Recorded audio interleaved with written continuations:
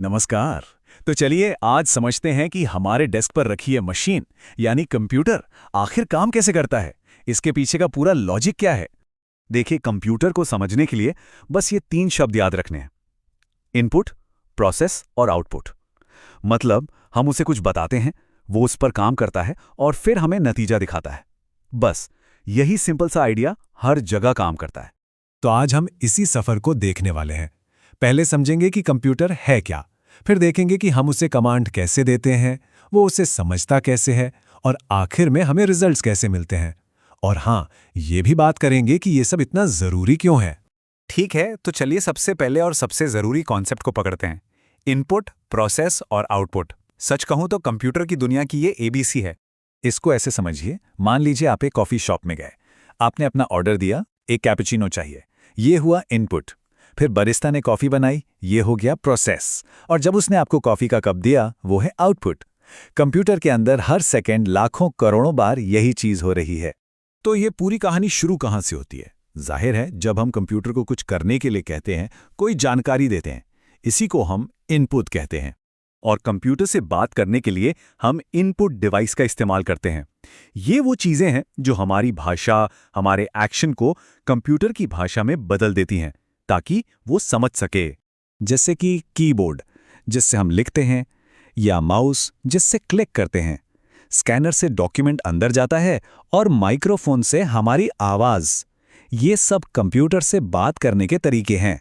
चलिए अब चलते हैं उस हिस्से में जहां असली जादू होता है, मतलब कंप्यूटर के दिमाग के अंदर, और देखते हैं कि वो हमारे दिए गए इनपुट का क्या करता है।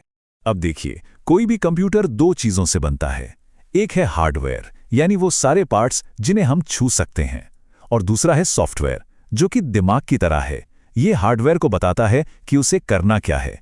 एक के बिना दूसरा बिल्कुल अधूरा है। हार्डवेयर में वो सब कुछ आता है जिसे हम देख और छू सकते हैं, जैसे मॉनिटर, कीबोर्ड, माउस और सबसे जरूरी सीपीयू, जो कंप्यूटर का असली ब्रेन है। और सॉफ्टवेयर, अरे वो सारे प्रोग्राम्स और एप्स जो हम यूज करते हैं, जैसे विंडोज ऑपरेटिंग सिस्टम या फिर एमएस वर्ड और वेब ब्राउज़र। यही सॉफ्टवेयर हार्डवेयर को काम का बनाता है। तो जब कंप्यूटर को कोई काम करना होता है तो उसे उस जानकारी को कहीं रखना पड़ता है। इसके लिए वो मेमोरी का इस्तेमाल करता है, और ये भी 2 तरह की होती है, बिल्कुल हमारी याददाश्त की तरह। कुछ बातें थोड़ी देर के लिए याद रहती हैं और कुछ हमेशा के लिए। प्राइमरी मेमोरी, जिसे हम रैम कहते हैं, वो एक वर्किंग टेबल की तरह है। जब तक काम चल रहा है, सब कुछ सामने है। ये बहुत तेज होती है, लेकिन जैसे ही कंप्यूटर बंद, इस पर रखा सब कुछ गायब। वहीं सेकेंडरी मेमोरी, जैसे हार्ड डिस्क, एक फाइल कैबिनेट की तरह है, जहां हम अपनी सारी फाइलें हमेशा के लिए सेव करके रखते हैं। ठीक है, तो इनपुट हो गया, प्रोसेसिंग भी हो गई। अब क्या कंप्यूटर हमें कैसे बताएगा कि उसने काम पूरा कर लिया? यहीं पर आता है हमारे सफर का आखिरी पड़ाव, जहां कंप्यूटर की डिजिटल जानकारी ऐसी चीज में बदल जाती है जिसे हम देख सकते हैं, सुन सकते हैं या महसूस कर सकते हैं।